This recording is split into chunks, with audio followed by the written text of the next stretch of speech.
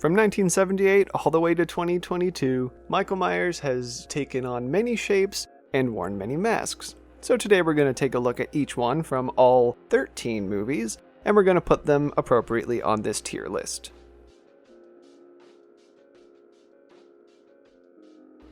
(1978). Now by now I'm sure we all know the famous story about how the original mask was made using a William Shatner mask, so let's just take a look at it real quick. Let's just see. Yeah, perfect. It's absolutely perfect. It's eerie, it's creepy, it's got like that white face, just these hollow, dark, crazy eyes, and also it's extremely fun to watch the original movie and just laugh at looking at William Shatner as he's murdering all of these poor innocent babysitters. That is an easy S tier. Like, we know this. We know this. We don't even have to question it. That's easy. Best mask, hands down. Boom. Halloween 2, 1981.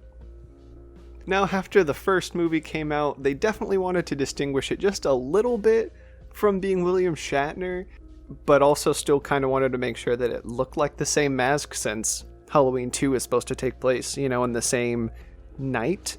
So just looking at it here, it's still very close. I feel like it definitely has the essence of Shatner, if that makes sense.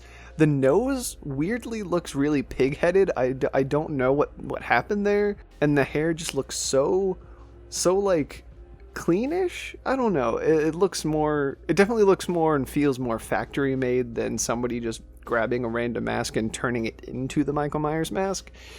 But it's also not bad. Like, it still feels like in some shots it might look a little weird, but for the most part it still feels like a Michael Myers mask. We're probably just going to give that, I don't know, that's like a B tier for me. It doesn't look great. It just, depending on the shot, it can really go either way. Halloween 3, Season of the Witch.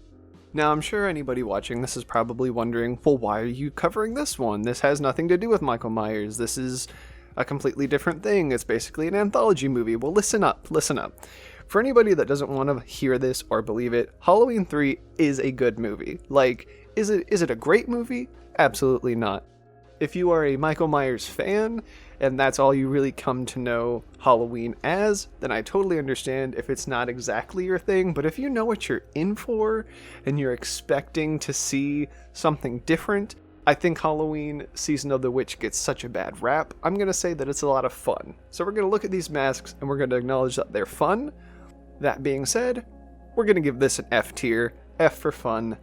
It's a good time, but they're not Michael Myers masks. Moving on.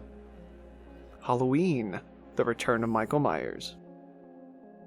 So this one, this is where things start to get a little off the rails here. It's not that it's bad. Like, this is definitely a Michael Myers mask. Like, it has those dark hollow eyes, it's got that paper white face and pretty blank expression. I think the thing that I don't love about it is that if we look back in 78 and in 81, both masks didn't have the eyebrows, and I don't know who made the decision necessarily to put the eyebrows back on the Michael Myers mask, but I don't love it. It just gives him like a little bit more of a facial expression, if that makes sense. It just kind of, I don't know. Like, looking at this one, it's like, I'm gonna kill you now. Like, but it's still pretty ooky. I don't know. I could not, in good conscience, give it anything more than like a C. We're gonna put that C tier. It's okay. It's not great. That brings us to Halloween 5. The Revenge of Michael Myers. This is probably hands down the worst Michael Myers mask I've ever seen. Like, what were they thinking? Not only are the eyebrows still there from the last movie, but it's like it has a terrible receding hairline. Its face is just like it looks like the mask is like 3 times too big for the person's face. And the face itself is just so long and drawn. It just looks so bad. It looks like it looks like a coked out version of Michael Myers. Like, if he took every drug at the same time for 3 years, this is the mask that birthed somehow. It also, I don't, maybe it's just me, it looks like the eye holes, like the dark eye holes, are like purposefully black instead of it being like cut eye holes designed to look like they're dark and sunken in. But yeah, that is a hard F tier. That is a very bad Michael Myers mask. Not great. Halloween 6, The Curse of Michael Myers. So this one's not bad. Like, it's got the vibes. You know, definitely we're very far away from the William Shatner of the mask.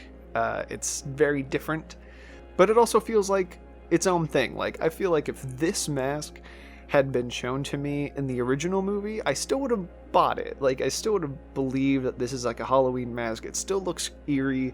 It still gets the vibe across, and having those really hollowed out eyes where it casts that dark shadow over everything else, I think it really helps it. I think I'm going to put that at a strong A. I think that's a good A tier.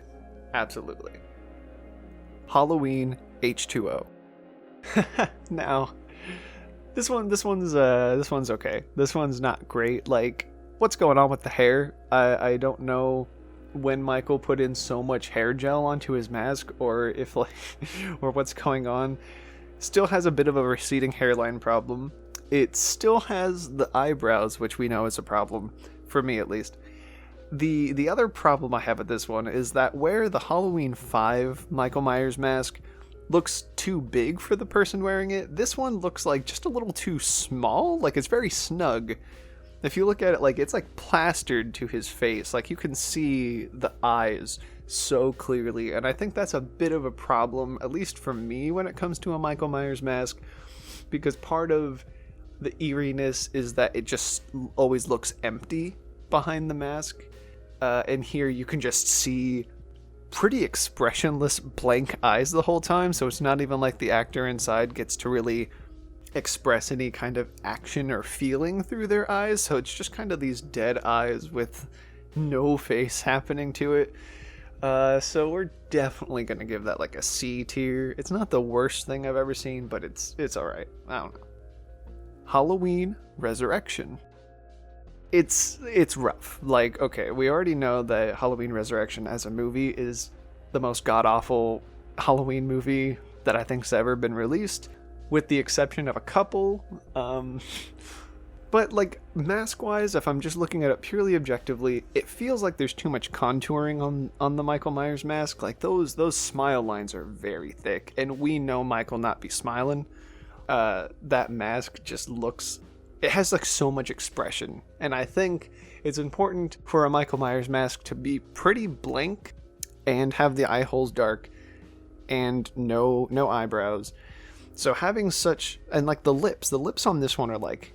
color. They're like gray in a weird way. The hair doesn't look bad. It's a little messy, but it also doesn't look weird. I think if there's two things that eke me out about it, and not in a great way. Again, you can see the eyes. It's not something I really love in my Michael Myers mask. But two, because the facial expressions are so defined on this mask with the contouring and the shadowing, it really... Like, it looks that looks too much like a person. So, yeah. I feel like it's better than the H2O mask. I'll give it a B. We'll give it a B. Rob Zombie's Halloween 1. Now, putting all of my feelings aside for the reboots, because I don't love them, but I also don't hate them, I will be 100% objective in saying that the Michael Myers mask for Rob Zombie's first Halloween is honestly really good. Like, it looks, disheveled, it looks eeky, it looks like a mask that somebody could actually grab at a store, not something fabricated.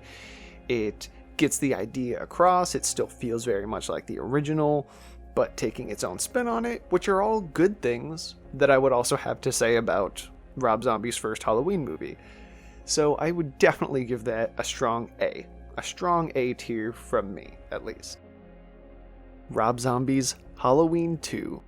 So, putting aside the fact that Michael barely wears the mask really much in Halloween 2, I don't love the fact that the mask is like virtually the same, but just damaged to the point where you can see like just so much of his face, because part of what's so eerie about the originals is just the fact that you never saw the face, which is something I've really appreciated about the Blumhouse versions, where even when he's not wearing the mask, there's still such a big emphasis on not seeing his face. So I'm definitely going to give this like I'll give it points. I'll give it points for the fact that it's technically the same mask from Rob Zombie's first movie, just damaged / he's not wearing it as much. So we're gonna give it like a D. We're gonna give that a D tier because could have been more creative. Halloween 2018. If we're talking about making something as close to the original as humanly possible while still making it not William Shatner and making it feel like it's an original kind of mask, I think Halloween 2018's mask is virtually perfect. Like, it looks like an old latex mask that aged in such a weird way, and it definitely feels like the same mask, just really old and beat up. And that's really impressive to me, because that's something that definitely stands out. It definitely brings that just smallest bit of continuity to it that a lot of the others have lacked, and the idea that it's supposed to be Michael in that mask every time, but when the mask changes so drastically from movie to movie, it can start to feel a little weird. But given that this one is trying to capture that original one, I'm very impressed by it. I'm going to give it a strong A tier. Absolutely. Halloween Kills.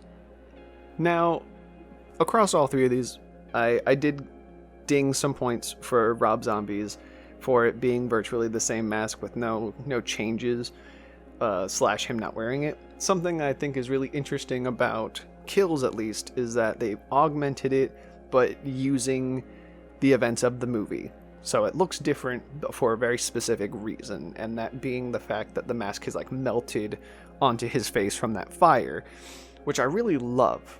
You know, it looks more battle hardened, it looks like a lot more dark and eerie, and if I saw this, especially on like the same night, if you saw this guy coming out of the fire and the only damage on him is to that latex mask, which is now just like melted, it's such a like terrifying image, and it does such a good job of taking the mask that they already put a lot of effort into making from Halloween 2018 and then just adding just a little bit of oomph for itself. It doesn't feel as much like a recreation of the original anymore. Now it feels like its mask. And for that reason, I'm going to give Halloween Kills' version of Michael Myers' mask an S tier. That's right. And not just am I going to give that mask an S tier, little bonus round of Halloween Kills is that they do that little flashback sequence where it's like, oh, it's 1978 again, and that mask looks kind of like pitch perfect. Like, if you'd shown me that footage without any context, I probably would have believed that that was a Michael Myers mask. So that is also getting an S tier. Halloween Kills has the best two masks. I said it. Halloween Ends. Now, the creativity and like the augmenting that I really loved about Kills really falters in Ends for me. Not that the mask is bad, but I'm the nerd, like the horror movie nerd, that also read the novelization of Halloween Ends, and then I also saw the merch for the Halloween Ends Michael Myers masks, and both the book and the mask that you can get at a spirit store have and describe mold on the mask, that like Michael Myers is old, beaten up, and that like his body is decaying, and so is the mask. And it looks really cool in like the spirit store, and it sounds really cool in the books, but in the movie it's so dark and you don't really get a good look at the mask at any given time, and because of that you can't really see the mold. Like, I didn't know that the mask had molded until I read the book, so it was complete news to me that had happened. And so it really just looks like they recycled it and tried to do something new with it, but it just doesn't read as well on screen. Like, if that mold was like a lot more like there, if more of that mask had decayed and melted off a little bit, I don't know, something like that probably would have helped it out a lot. But it doesn't really do anything for me. It doesn't look special, it doesn't look better, it doesn't look more eerie, it just looks the same.